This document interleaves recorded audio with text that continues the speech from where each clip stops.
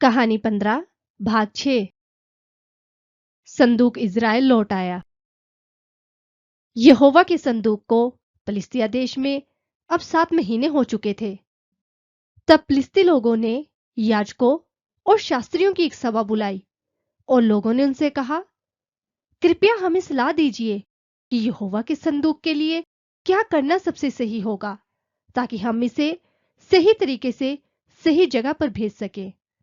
उन याजकों और शास्त्रियों ने उनको उत्तर दिया, यदि आपने इज़राइल के परमेश्वर के संदूक को लौटा देने का निश्चय कर ही लिया है, तो ये खाली ना भेजी जाए। इस बात को पक्की तौर से जान लीजिए कि ये दोष बलि के साथ ही लौटाई जाए, तभी आप लोग चंगे हो सकेंगे। तब लोगों ने उनसे पूछा, वो दोष बलि क्या होगी जो हम उसके साथ भेजेंगे?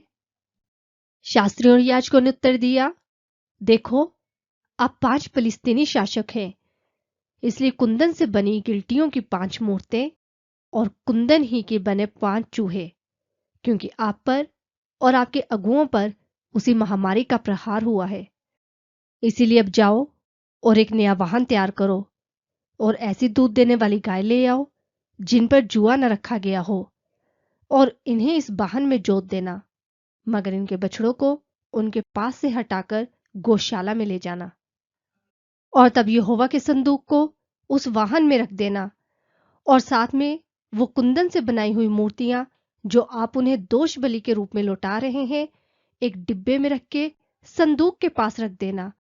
तब उस वाहन को विदा कर देना। मगर सुनो, उस वाहन पर अपनी नजर बनाए रखना। यदि वो वाहन अपने देश की सीमा में बेत शमेल नगर की ओर बढ़ता है, तो इस बात की पुष्टि हो जाएगी कि हमारे ऊपर जो भी विपदा आई वो यहोवा की ओर से ही थी। पर यदि ऐसा ना हो, तो तब भी हमें ये पता चल जाएगा कि हमारे साथ जो कुछ भी हुआ वो यहोवा की ओर से नहीं, बल्कि संयोग वंशी हुआ। तब फिलिस्तियों ने ठीक वैसा ही किया जैसा उन्हें करने के लिए कहा गया था। उन्होंने 2 दूध वाली गायों को वाहन में जोत दिया और उनके बछड़ों को घर पर ही बंद कर दिया।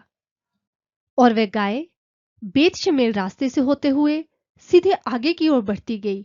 जाते जाते वह रंभाती जा रही थी, ना तो वह दाईं ओर मुड़ी और ना बाईं ओर।